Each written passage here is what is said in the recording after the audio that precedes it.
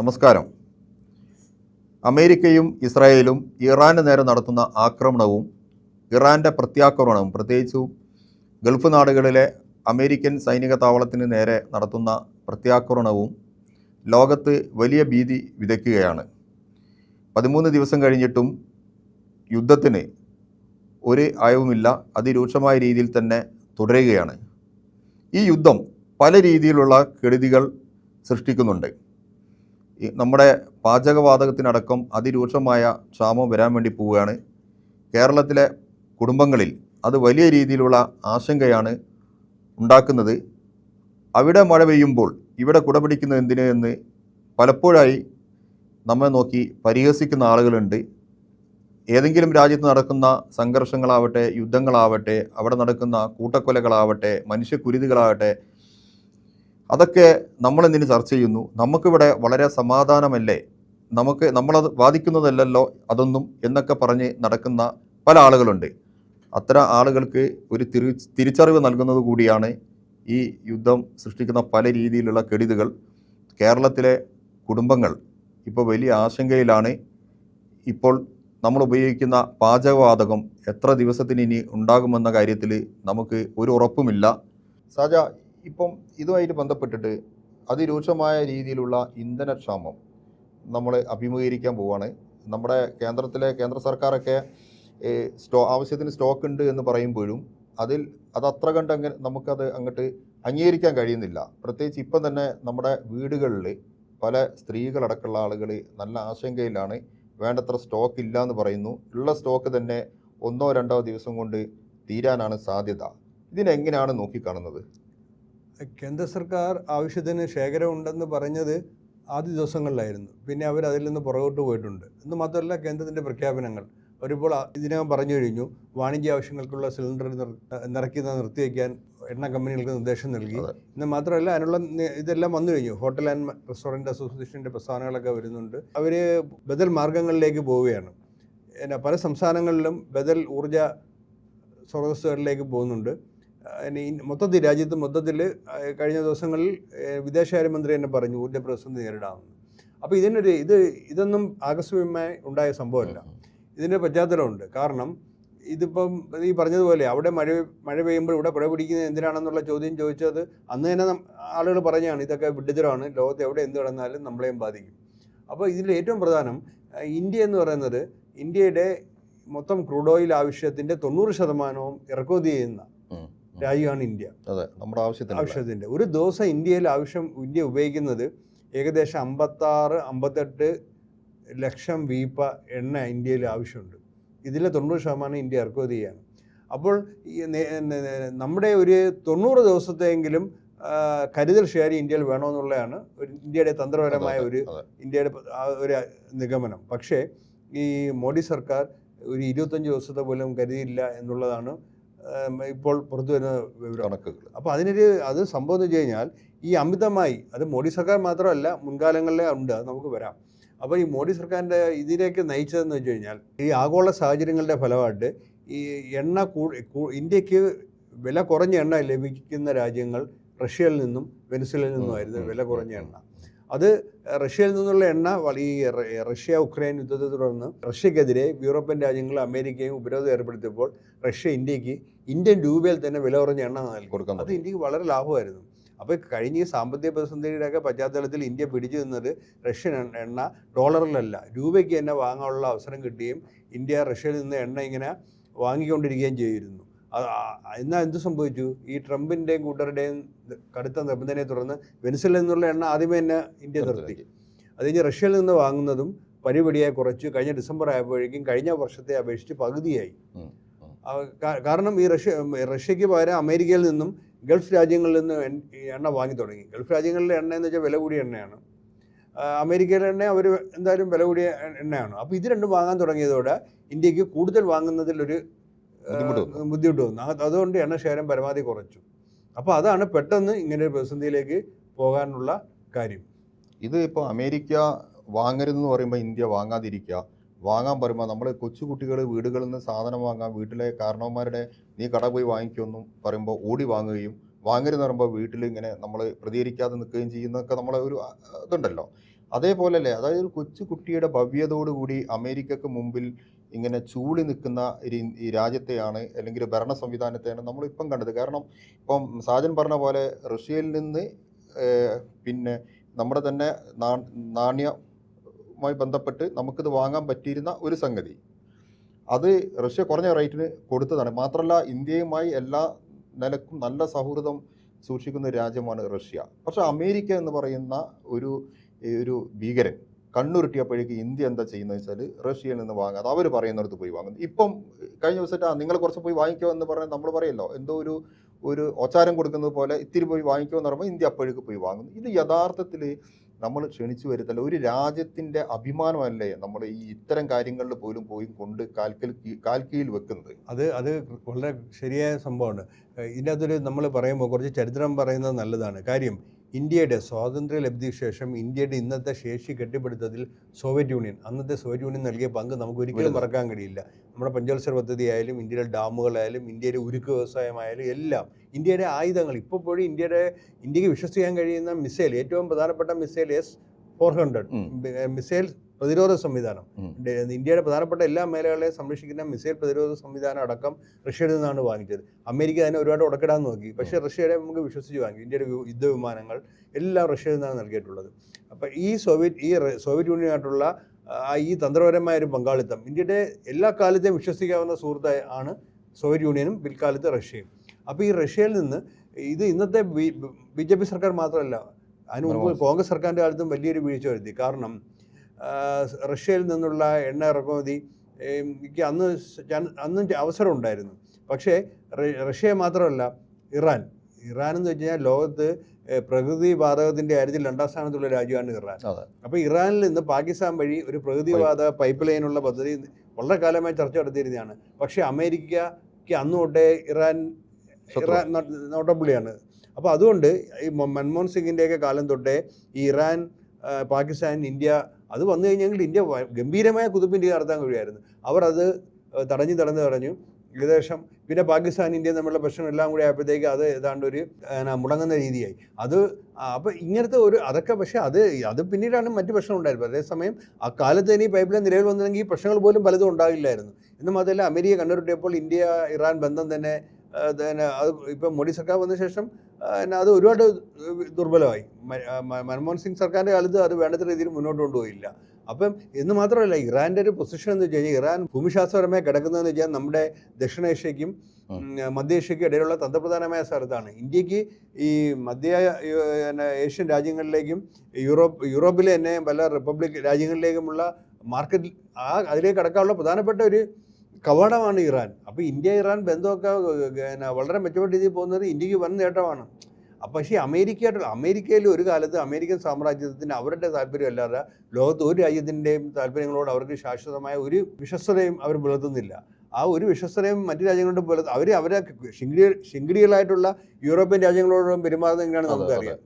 അപ്പം ഇപ്പം തന്നെ ഇവരോട് പറയാണ്, ഡെൻമാർക്കിനോട് പറയാണ്, നാറ്റോ സഖ്യരാജ്യമാണ്, നിങ്ങളുടെ ദ്വീപ് ഞങ്ങൾക്ക് തരണമെന്ന്. ഇങ്ങനെ പെരുമാറുന്ന അമേരിക്കയുടെ വാക്കുകളാണ് ഇന്ത്യക്ക് വളരെ ഗുണകരമായ പദ്ധതികളിൽ നിന്ന് റഷ്യയായിട്ടുള്ള ആയാലും ഇറാനായിട്ടുള്ള എല്ലാ പദ്ധതികളിൽ നിന്നും ഇന്ത്യ പിൻവാങ്ങി നിൽക്കുന്നത്. മാത്രമല്ല, പലപ്പോഴും പാകിസ്ഥാനെ സഹായിക്കുന്നതും അമേരിക്കയാണ്. ഇരട്ട നയമാണ് അമേരിക്ക കാണിക്കുന്നത്. ഇതായിട്ട് ബന്ധപ്പെട്ടിട്ട് വേറൊരു കാര്യം ചോദിക്കാനുള്ളത്, ഇപ്പം നമ്മൾ ഇപ്പോഴത്തെ യുദ്ധത്തിൻ്റെ ഒരു സാഹചര്യത്തിൽ ഉണ്ടാകുന്ന ഒരു വലിയ രീതിയിലുള്ള ഒരു തിരിച്ചടിയാണ് ഇന്ധനം എന്നുള്ളത്. ഇപ്പം നമുക്കറിയാം, കേരളത്തിൽ ഇപ്പം ഏതാണ്ട് കണക്കനുസരിച്ച് 99% വീടുകളിലും ഇപ്പം ചില ഗോത്രമേഖല ഒഴികെ ബാക്കി എല്ലാ വീടുകളിലും ഇപ്പം പാചകവാതകമാണ് നമ്മൾ ഉപയോഗിക്കുന്നത്. 1990 ഇതുപോലെ ഗൾഫ് യുദ്ധം ഉണ്ടായി. പക്ഷെ അന്ന് നമ്മൾ ഇത്ര ഭീതി ഈ മേഖലയിൽ അന്ന് ഗൾഫിൽ നിന്നുള്ള ആളുകളുടെ തിരിച്ചുവരവൊക്കെ കേരളത്തെ വല്ലാതെ സാരമായി ബാധിച്ചിരുന്നു. പിന്നീട് പലർക്കും തിരിച്ചു പോകാൻ പറ്റില്ല, കാരണം നമ്മുടെ സാമ്പത്തിക നട്ടെല്ലെല്ലാം ഒടിഞ്ഞു. ഇപ്പം അങ്ങനെയുള്ള ഒരു തിരിച്ചുവരവോ അത്തരം ഭീതിയോ ഇല്ല. പക്ഷെ ഈ പാചകവാതകത്തിൻ്റെ ഈ ക്ഷാമം ഇപ്പോൾ അന്ന് ഇത് അങ്ങനെ ആ മേഖലയിൽ ബാധിക്കാത്തതിന് പ്രധാന കാരണങ്ങളിൽ ഒന്ന്, അതായത് ഒരു 35-3.5 പതിറ്റാണ്ട് മുമ്പാണ്. അന്ന് കേരളത്തിലെ ഒരു വളരെ ചുരുങ്ങിയ വീടുകളിൽ മാത്രമേ പാചകവാതകം, വിറകടുപ്പാണ് ഉണ്ടായിരുന്നത്. പക്ഷേ ഇപ്പം സാഹചര്യം മാറി. ഇപ്പം കഴിഞ്ഞ ദിവസം വിദ്യാഭ്യാസ വകുപ്പ് പോലും ഒരു ഉത്തരവ് ഇറക്കിയിരിക്കുകയാണ്. സ്കൂളുകളിലെ കുട്ടികൾക്കുള്ള ഉച്ചഭക്ഷണം അടക്കമുള്ളതിന് ഈ ആവശ്യമെങ്കിൽ ബദൽ സംവിധാനത്തെക്കുറിച്ച് ആലോചിക്കുന്നതാണ്. പക്ഷേ പല സ്കൂളുകൾക്കും അവർ ഉള്ളൊരു പ്രശ്നം വെച്ചാൽ പല സ്കൂളുകൾ ഹൈടെക് ആയതിൻ്റെ ഭാഗമായിട്ട് അവിടുത്തെ പാചകപ്പുര ഹൈടെക്കായി. കാരണം സ്റ്റീം പാചകങ്ങളടക്കമാണ് ഇപ്പം സ്കൂളുകളിലുള്ളത്. നമ്മുടെ സർക്കാർ സ്കൂളുകളിലുള്ളത് AC ഭക്ഷണശാലകളടക്കമുള്ള വളരെ ഹൈടെക്കായി മുന്നോട്ട് പോയാൽ നമ്മുടെ പാചകം അപ്പോൾ അവിടെ ചിലപ്പോൾ വിറകടുപ്പ് ഉപയോഗിക്കാനുള്ള സംവിധാനം ഉണ്ടാവില്ല. നമ്മുടെ പല വീടുകളിലും ഫ്ലാറ്റുകളിലുള്ളവർ എവിടെയാണ് ഈ വിറകടുപ്പ് ഉപയോഗിക്കാം. പിന്നെ അല്ലെങ്കിൽ പിന്നെ ഉപയോഗിക്കേണ്ടത് നമ്മുടെ ഇലക്ട്രിക്കൽ സ്റ്റൗവുകളാണ്. അത് വേറെ രീതിയിലേക്കുള്ള ഒരു ക്ഷാമത്തിലേക്ക് പോകും. അപ്പോൾ ഇത് ശരിക്ക് കേരളത്തെ വല്ലാതെ ബാധിക്കില്ലേ? അല്ല, ഇത് നമ്മൾ ഈ കേരളത്തിൻ്റെ പശ്ചാത്തലത്തിൽ മാത്രം കേരളത്തിൻ്റെ അനുഭവിക്കാൻ പോകുന്നതും അനുഭവിച്ചുകൊണ്ടിരിക്കുന്നതൊക്കെ പ്രതിസന്ധികൾ നമ്മൾ ചർച്ച ചെയ്യണം. പക്ഷേ അതിനേക്കാൾ ഉപരി നമ്മൾ കാണേണ്ടത് നമ്മളൊരു ഇന്ത്യയിലെ മുഴുവൻ സ്ഥിതി നമ്മൾ പരിശോധിച്ചാൽ ഇതിൻ്റെ ഇത് ഇമ്പാക്റ്റ് പിടികിട്ടുള്ളൂ. യഥാർത്ഥത്തിൽ ഇതിൻ്റെ അകത്ത് ഈ നമ്മുടെ പാചകവാതകം എന്ന് പറയുന്നത് മൊത്തം നമ്മൾ ഉപയോഗിക്കുന്ന ഈ വാതക ഇന്ധനത്തിൻ്റെ വെറും 13% മാത്രമാണ്. 13%. ബാക്കി മുഴുവനും വ്യവസായ ആവശ്യങ്ങൾക്ക് വേണ്ടിയാണ്. രാസവളം, വൈദ്യുതി. ഇപ്പം നമ്മളിപ്പം ഗ്യാസ് കിട്ടാതെ നമ്മൾ കൂടുതൽ വൈദ്യുതി ഉൽപ്പാദിപ്പിക്കാന്ന് പറയാം. പക്ഷേ നീണ്ടുപോയി കഴിഞ്ഞാൽ വൈദ്യുതി ഉൽപ്പാദനത്തെ ഇത് ബാധിക്കും. അപ്പോൾ അത് അങ്ങനെ വിഷയമുണ്ട്. പിന്നെ ദീർഘകാലാടിസ്ഥാനത്തിൽ രാസവളം കിട്ടാതായി, രാസവള ഉൽപ്പാദനം കുറഞ്ഞ് രാസവളം കിട്ടാതായാൽ കൃഷിയെ ബാധിക്കും, നമ്മുടെ ഭക്ഷ്യസുരക്ഷയെ ബാധിക്കും. നാഫ്തയൊക്കെയാണ് ഉപയോഗിക്കുന്നത് പല സ്ഥലത്തും. അപ്പോൾ ഇപ്പം മൊത്തത്തിൽ ഗ്രിഡ് അറിയാലോ, വൈദ്യുത ഗ്രിഡ് നമുക്കറിയാം. ഇപ്പോൾ കേരളത്തിൽ മാത്രം ഉൽപ്പാദനമല്ല, നാഷണൽ ഗ്രിഡ് ആണ് ഇതെല്ലാം. അപ്പം ഇത് വലിയൊരു ഇതിലോട്ട് നീങ്ങും. പിന്നെ വേറെ സംഭവിച്ചാൽ ഇന്ത്യയിലേക്ക് നമുക്ക് വേണ്ട ഈ വാതക ഇന്ധനത്തിൻ്റെ 68% നമ്മൾ ഇറക്കുമതി ചെയ്യാണ്. 38% ഇവിടെ ഉൽപ്പാദിപ്പിക്കുന്നത്. അപ്പോൾ നമ്മൾ ഈ പറയുന്നത് പോലെ വാതക പൈപ്പ് ലൈൻ വഴിയുള്ള സംഭവമുണ്ട്, പിന്നെ ഇതെല്ലാം ഉണ്ട്. അപ്പോൾ ഇതെല്ലാം ഈ നമ്മൾ ഈ കഴിഞ്ഞ ഒരു കുറേ വർഷങ്ങളായിട്ട് നമ്മൾ സർക്കാരുകളുടെ വികസന പദ്ധതികളുടെയും എല്ലാം ഫലമായിട്ട് ഈ പറയുന്നതുപോലെ നമ്മൾ വിറകടുപ്പും മണ്ണെണ്ണ അടുപ്പും എല്ലാം ഉപേക്ഷിച്ച് ഇന്ത്യയിൽ ഇപ്പം ഏകദേശം ബഹുഭൂരിപക്ഷം കുടുംബങ്ങളും വാതക ഇന്ധനത്തിലേക്ക് മാറിക്കഴിഞ്ഞു. അപ്പോൾ ഇതിലേക്ക് തിരിച്ചു പോക്ക് ഏതാണ്ട് അസാധ്യമാണ്. അപ്പം പിന്നെ വേറെ കാര്യം, നമ്മൾ ഈ മോഡി ജനങ്ങൾ ദുരിതത്തിലായ മോഡി സർക്കാരിന് അങ്ങനെ അവർ ഈ പണ്ട് നോട്ട് നിരോധിച്ചും GST ഏർപ്പെടുത്തി എല്ലാം ആളുകളെ പൂർണ്ണമായും അരാജകത്വത്തിലേക്കും ഒരു അരക്ഷിതാവസ്ഥയിലേക്കും തള്ളിവിട്ട സർക്കാരാണ്. അതുകൊണ്ട് അവരിപ്പോഴും വളരെ എത്രത്തോളം അവർ ഗൗരവത്തിൽ ഈ വിഷയം എടുത്തുകൊണ്ടെന്ന് നമുക്ക് അറിയാം. ഇത് മാത്രമല്ല, ഈ ഊർജ്ജ സുരക്ഷ എന്ന് പറയുന്നത് ആധുനിക കാലത്ത് ഊർജ്ജ സുരക്ഷ വളരെ പ്രധാനപ്പെട്ടതാണ്. അപ്പം ഊർജ്ജ സുരക്ഷയുടെ കാര്യത്തിൽ കരുതൽ വേണമെന്നും വിദഗ്ധർ പലവണ്ണം മുന്നറിയിപ്പ് നൽകുകയാണ്. അപ്പോൾ അതിനെല്ലാം വരുത്തിയ അനാസ്ഥ ആണ് നേരത്തെ നമ്മൾ പറഞ്ഞതുപോലെ നമുക്ക് കരുതൽ ഷെയർ ഉണ്ടാക്കിയില്ല. ഇന്ത്യക്ക് ബദൽ മാർഗങ്ങൾ, ഒരു പ്രതിസന്ധി വന്നാൽ എന്താണ് പരിഹരിക്കേണ്ടതെന്നുള്ളത്. ഇപ്പോൾ ഇറാനുമായിട്ടുള്ള വിഷയത്തിൽ ഖമനയുടെ പദത്തെ അപലപിക്കാൻ പോലും തയ്യാറായില്ല. അതുകൊണ്ടാണ് ഇറാനുമായിട്ടുള്ള നമ്മുടെ കപ്പലുകൾ ഈ കടലെടുക്ക് വഴി കടത്തിവിടുന്നതിൻ്റെ കാര്യത്തിലൊക്കെ ഇറാൻ്റെ ഒരു സഹായത്തിൻ്റെ കാര്യത്തിലൊക്കെ ഒരു ബുദ്ധിമുട്ട് വന്നു. ഇപ്പം സഹായിച്ചു. കാര്യം ഇപ്പം എന്തുണ്ടായി, ഇവിടുന്ന് നമ്മുടെ വിദേശമന്ത്രിയും ഒക്കെ പോയി ഇറാൻ എംബസി സന്ദർശിക്കുകയും കഴിഞ്ഞ ദിവസങ്ങളിൽ നയതന്ത്ര ചർച്ചകൾ അവർ തുടങ്ങിയതിൻ്റെ ഫലമായിട്ടാണ്. അപ്പോൾ ഒരു സുഗമമായ ഇന്ത്യക്ക് ഏത് ഗൾഫ് രാജ്യങ്ങളിലായാലും ഈ ലോകത്തെ ഏത് രാജ്യവുമായും നയതന്ത്ര ബന്ധത്തിനുള്ള ഒരു തടസ്സമില്ലാത്ത രാജ്യമാണ് ഇന്ത്യ. കാര്യം ഇന്ത്യയുടെ പാരമ്പര്യം അതാണ്. ഇന്ത്യ എന്ന് വെച്ച് കഴിഞ്ഞാൽ അഹിംസയുടെയും ഒരു വിശാലമായ ജനാധിപത്യത്തിൻ്റെയൊക്കെ രാജ്യമാണ്. ഇവിടെ മതനിരപേക്ഷതയുടെ രാജ്യമാണ്, മഹാത്മാഗാന്ധിയുടെ രാജ്യമാണ്. അപ്പോൾ ഇന്ത്യക്ക് ലോകത്ത് ഏത് രാജ്യവുമായും ചർച്ച നടത്തുന്നതിന് ലോകത്ത് ഒരു രാജ്യവും ഏത് പ്രതിസന്ധിയുടെ കാലഘട്ടത്തിൽ ഇന്ത്യക്കാരെ ഒഴിപ്പിച്ചുകൊണ്ട് വരാൻ കഴിഞ്ഞിട്ടുണ്ട്. ലോകത്തെ നമ്മളിപ്പോൾ ഈ അമേരിക്കയും മറ്റും ഏകാധിപത്യത മുദ്രകുത്തുന്ന ഭരണാധികാരികൾ പോലും ഇന്ത്യയായിട്ട് ഒരു കാലത്തും ഇന്ത്യക്ക് നേരെ മോന്തിരിഞ്ഞ് നിന്നിട്ടില്ല. ആ മഹത്തായ പാരമ്പര്യത്തിലാണ് ഇവർ ഈ കളങ്കം ചാർത്തിയത്. എല്ലാ രാജ്യങ്ങളും നമ്മുടെ രാജ്യത്തെ ആദരവോടാണ്. നെഹ്റുവിൻ്റെ കാലം അങ്ങനെ വലിയൊരു പാരമ്പര്യം നമുക്കുണ്ട്. പിന്നെ അതേപോലെ തന്നെ നമ്മുടെ രാജ്യത്തെ കമ്മ്യൂണിസ്റ്റ് പാർട്ടികളുടെ സ്വാധീനം, സോവിയറ്റ് യൂണിയൻ, ചൈന പോലുള്ള കമ്മ്യൂണിസ്റ്റ് രാജ്യങ്ങളുമായുള്ള ഒരു ലിങ്ക് എല്ലാം ഉണ്ടാക്കിയിട്ടുണ്ട്. അത് ഇപ്പോഴും അത് തുടരുന്നുണ്ട്. വേറെ കാര്യം എനിക്ക് തോന്നുന്നത് ഇതൊരു പാഠം കൂടാണ്. കാരണം ഈ നമ്മൾ പലപ്പോഴും പിന്നെ നമ്മുടെ CPM ആവട്ടെ, ഇടതുപക്ഷ മറ്റ് പാർട്ടികളാവട്ടെ, പുരോഗമനാദികൾ, ദേശാഭിമാനി പോലുള്ള പത്രങ്ങൾ ഈ ലോകത്ത് നടക്കുന്ന എല്ലാ വിഷയങ്ങളിലും ക്യാമ്പയിൻ നടത്താറുണ്ട്. പത്രം ക്യാമ്പയിൻ നടത്താറുണ്ട്, പാർട്ടി ക്യാമ്പയിൻ നടത്താറുണ്ട്. അതിൻ്റെ പേരിൽ മുദ്രാവാക്യം വിളിച്ച് ജാഥകൾ നടത്താറുണ്ട്, പന്തം കൊളുത്തി പ്രകടനങ്ങൾ നടത്താറുണ്ട്, ഈ കവലകളിൽ ക്യാമ്പയിനുകൾ നടത്താറുണ്ട്. നമ്മുടെ ഇടതുപക്ഷ ജീവനക്കാർ ആ സമയത്തൊക്കെ വളരെ ചുരുങ്ങിയ ആളുകളെങ്കിലും ചോദിക്കാറുണ്ട്, നിങ്ങൾക്ക് വേറെ പണിയില്ലോ, അവിടെ എന്തെങ്കിലും നടക്കുന്നതിനാണോ ഇവിടെ നിങ്ങൾ. ഇപ്പം നമ്മളെ വീടുകളിലേക്ക് ഇപ്പോൾ ഇത് എത്തിയിരിക്കുകയാണ്. ഇത് ശരിക്കും ഒരു തിരിച്ചറിവും കൂടിയാണല്ലോ പുതിയ ആളുകൾക്ക്. അതെ, ഈ യുദ്ധവിരുദ്ധ സന്ദേശം അല്ലെങ്കിൽ ആഗോള സമാധാനം ഇതേപ്പറ്റി ചർച്ച ചെയ്യുമ്പോൾ കമ്മ്യൂണിസ്റ്റുകാർക്ക് വേറെ പണിയൊന്നും ഇല്ലാത്തതാണെന്ന് അതെ, പറയുന്ന ചോദിക്കും. ആളുണ്ടായിരുന്നു. യഥാർത്ഥത്തിൽ ഈ ലോകത്ത് ഈ 1ഉം 2ഉം ലോകമഹായുദ്ധങ്ങൾ ഉം. വരുത്തി വെച്ച കെടുതികൾ അത് അത് അത് മനസ്സിലാക്കിയ ഒരാളും ഒരിക്കലും ഒരു ചെറിയ പ്രാദേശിക യുദ്ധത്തെ ഈ 2 യുദ്ധങ്ങൾ 1ഉം 2ഉം ഒന്നാം ലോകമഹായുദ്ധമായാലും രണ്ടാം ലോകമഹായുദ്ധം ഒന്നാം ലോകമഹായുദ്ധത്തിൻ്റെ സൃഷ്ടിയാണ് രണ്ടാം ലോകമഹായുദ്ധം. അതിനെ തുടർന്ന് ഒന്നാം ലോകമഹായുദ്ധത്തിനെ തുടർന്ന് സ്വീകരിച്ച പല രാജ്യങ്ങളും സ്വീകരിച്ച നിലപാടുകളിലാണ് അത് മൂർച്ഛിച്ച് രണ്ടാം ലോകമഹായുദ്ധത്തിലേക്ക് പോയത്. അതിനുശേഷം ഈ പറയുന്നതുപോലെ UN മറ്റും വന്നെങ്കിലും അത് ഉദ്ദേശിച്ച രീതിയിലൊന്നും പിൽക്കാലത്ത് മുന്നോട്ട് പോയില്ല. അതിനെ തുടർന്ന് അമേരിക്കയിലും മറ്റും ഈ ട്രംപിനെ പോലുള്ള ഭരണാധികാരികൾ വന്നതോടെ അതിൻ്റെ പ്രസക്തി ഇല്ലാതായി.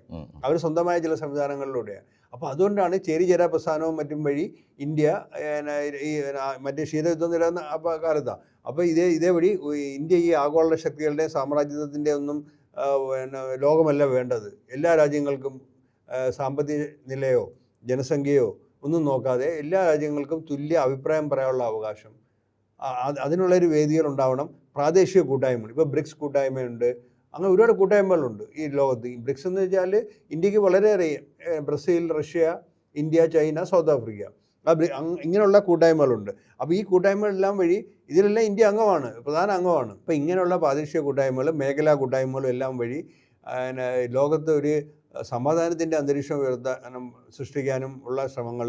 അപ്പോൾ ഇതിനെപ്പറ്റിയൊന്നും ഈ ചർച്ച ചെയ്യാതെ നമ്മളിപ്പോൾ നമ്മുടെ പ്രധാനമന്ത്രിയൊക്കെ ഇവർ BJP-കാരെ പറഞ്ഞു നടക്കുന്ന വിശ്വഗുരു എന്നാണ്. പക്ഷേ വിശ്വഗുരു ആണെങ്കിൽ ഓക്കെ, ഈ വിശ്വഗുരുവിന് ലോകത്ത് സമാധാനം വരുത്താനുള്ള ഒരു ഉത്തരവാദിത്വമുണ്ട്. പക്ഷേ ഈ ഒരു പ്രതിസന്ധിയിൽ എന്താണ് ചെയ്തത്? ഇവിടുന്ന് പോയി ഇസ്രായേൽ ഈ യുദ്ധം തുടങ്ങുന്നതിന് മുമ്പ് ഇസ്രായേൽ പ്രധാനമന്ത്രിയുമായി കൂടിക്കാഴ്ച നടത്തി ഇസ്രായേൽ പാർലമെന്റിൽ പോയി സംസാരിക്കുകയും അവിടുത്തെ പ്രധാനമന്ത്രിയെ ആലിംഗനം ചെയ്യുകയെല്ലാം ചെയ്തു. പിറ്റേ യുദ്ധം തുടങ്ങി. അത് കഴിഞ്ഞ് ഇസ്രായേലും അമേരിക്കയും ചേർന്ന് വേറെ രാജ്യത്തിൻ്റെ പരമോന്നത നേതാവിനെ വധിച്ചു. അപ്പോൾ ഈ വിഷയങ്ങളൊന്നും ഒരു ഗുരു എന്ന് വെച്ചാൽ ഒരു നിലപാട് പറയണം. മാത്രമല്ല നമ്മുടെ ശ്രമം സ്വീകരിച്ചുകൂടെ വന്ന ഇറാന്റെ കപ്പലിലെ നാവികരെ കപ്പൽ മുക്കി നാവികരെ കൊലപ്പെടുത്തിയിട്ടും വേണ്ട രീതിയിൽ നമുക്ക് പ്രതികരിക്കാൻ പറ്റിയിട്ടില്ല. അത് ആഗോള രംഗത്തിന് വലിയ പ്രതിഷേധമുണ്ട്. കാരണം നമ്മുടെ ക്ഷണിതാക്കളായിരുന്നു അവർ, നമ്മൾ വിളിച്ചിട്ട് വന്ന ആളുകളായിരുന്നു അവർ.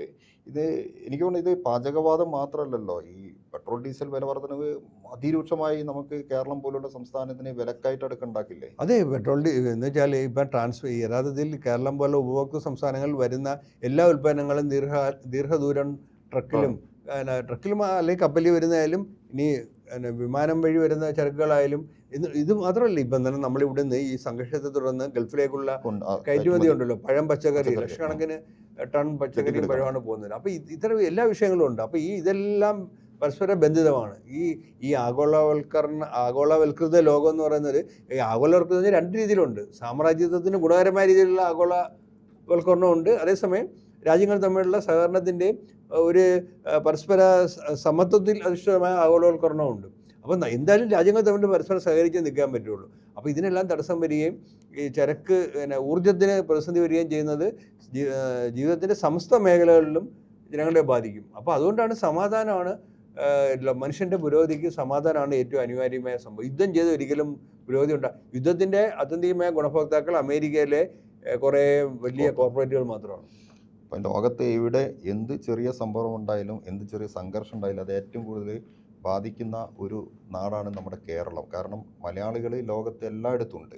ഇപ്പം ഗൾഫ് നാടുകളിലാവട്ടെ മറ്റ് യൂറോപ്യൻ കൺട്രീസിലാവട്ടെ എല്ലായിടത്തും മലയാളി ഉപജീവനത്തിനും പഠിക്കാനും ഒക്കെ പോകുന്നുണ്ട്. അപ്പം അവിടെ ഒരു ചെറിയ വെടി പൊട്ടുമ്പം അതിൻ്റെ ഒരു ആശങ്കയും അതിൻ്റെ ഒരു വേദനയും അതിൻ്റെ ഒരു ഭീതിയും ഇതിൻ്റെയൊക്കെ ഒരു ഇടിമുഴക്കം നമ്മുടെ കേരളത്തിൽ ഓരോ കുടുംബങ്ങളുണ്ടാവും. ഇപ്പോൾ ഈ പാചകവാതകത്തിൻ്റെ പ്രശ്നം മാത്രമല്ല, ഇപ്പം ഈ ഗൾഫ് നാടുകളിലേക്ക് നേരെ നടക്കുന്ന അറ്റാക്ക്, അത് ഇറാൻ പിന്നെ അമേരിക്കയുടെ സൈനിക താവളങ്ങൾക്ക് നേരെയാണ് നടത്തുന്നത്.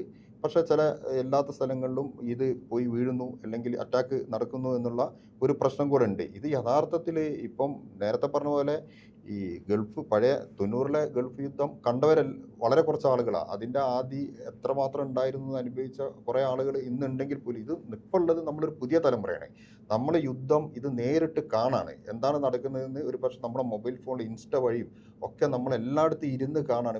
പലപ്പോഴും നമുക്ക് അതിൻ്റെ ഭീതി മനസ്സിലാവുന്നില്ല, ഇത് നമ്മളിലേക്കും കൂടെ വരുന്നുള്ളത് മനസ്സിലാവുന്നില്ല. പക്ഷേ ഇപ്പം ഒരു ഇമ്പാക്റ്റ് വന്നപ്പം നമ്മളത് മനസ്സിലാവും. നമുക്ക് ഏതായാലും ഇത് എത്രയും പെട്ടെന്ന് അവസാനിക്കട്ടെ എന്ന് മാത്രം ആശിക്കാനേ പറ്റുള്ളൂ. അതിനാവശ്യമായ നയതന്ത്രപരമായ ഇടപെടലുകൾ നമ്മുടെ രാജ്യത്തെ ഗവൺമെൻറ്റിൻ്റെ ഭാഗത്തുനിന്ന് ഒന്നും കൂടെ ഉണ്ടാവേണ്ടതുണ്ട്.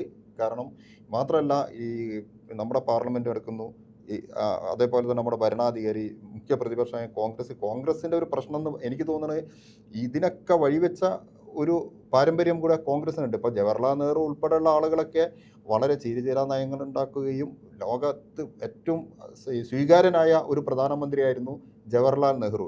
USSR ആയിട്ടും അമേരിക്ക ആയിട്ടൊക്കെ ഒരേ സമയം മുതലാളിത്ത രാജ്യങ്ങളുമായും കമ്മ്യൂണിസ്റ്റ് രാജ്യങ്ങളുമായും ഒക്കെ ഒരേപോലെ ബന്ധം സൂക്ഷിക്കുകയും വിഷയമുണ്ട്. അപ്പോൾ ഇന്ദിരാഗാന്ധിക്കെതിരെ നമുക്ക് ഒരുപാട് അഭിപ്രായ വ്യത്യാസമുണ്ട്. ഈ നയതന്ത്ര കാര്യത്തിൽ ഇന്ദിരാഗാന്ധി അടക്കം വളരെ സജീവമായി ഇടപെടുകയും ലോകം ഇന്ദിരയുടെയും നെഹ്റുവിൻ്റെയും പിന്നീട് വന്ന മൊറാർജി ദേശായി ആവട്ടെ ഇവരുടെയൊക്കെ വാക്കുകൾക്ക് ചെവി കോർക്കുകയും അത് അംഗീകരിക്കുകയും ആദരിക്കുകയും ചെയ്തിരിക്കാൻ അവിടെ നിന്നാണ് നമ്മൾ ഈ പരിതാപകരമായ ഒരു അവസ്ഥയിൽ എത്തിയിരിക്കുന്നത്. അതെ, തീർച്ചയായിട്ടും. ഏകദേശം ഇന്ദിരാഗാന്ധിയുടെ കാലം വരെയും കോൺഗ്രസ് സർക്കാരുകൾ ഇതേപോലെ ഒരു ചേരിചേരാ നയവും മറ്റുമാണ് മുന്നോട്ട് കൊണ്ടുപോയത്. രാജീവ് ഗാന്ധി സർക്കാർ വന്ന് ഒരു ഘട്ടം കഴിഞ്ഞപ്പോൾ ഇന്ത്യയുടെ നയത്തിൽ മാറ്റം വന്നു തുടങ്ങി. അത് കഴിഞ്ഞ് റാവു സർക്കാരിൻ്റെ കാലത്ത് പൂർണ്ണമായും ഇന്ത്യ ഈ പറഞ്ഞ പോലെ അമേരിക്കൻ പക്ഷത്തേക്ക് ചാഞ്ഞു. അതിൻ്റെ കെടുതികളാണ് എല്ലാ ഇന്ത്യ അമേരിക്ക ബന്ധത്തിലും. ആണവ കരാർ ഏറ്റവും പ്രധാനപ്പെട്ട സംഭവമാണ്. ആണവ കരാർ ഏറ്റവും പ്രധാനപ്പെട്ട. അത് കഴിഞ്ഞ് കാർഷിക മേഖലയിൽ പ്രധാനപ്പെട്ട പല തീരുമാനങ്ങൾക്കും തുടക്കം കുറിച്ചത് റാവു സർക്കാർ. അത് കഴിഞ്ഞ് ഇത് മൻമോഹൻ സിംഗ് സർക്കാരിൻ്റെ കാലത്ത് വളരെയധികം മുന്നോട്ട് കൊണ്ടുപോയി. അഗ്രികൾച്ചർ ബോർഡ് ഉണ്ടാക്കി.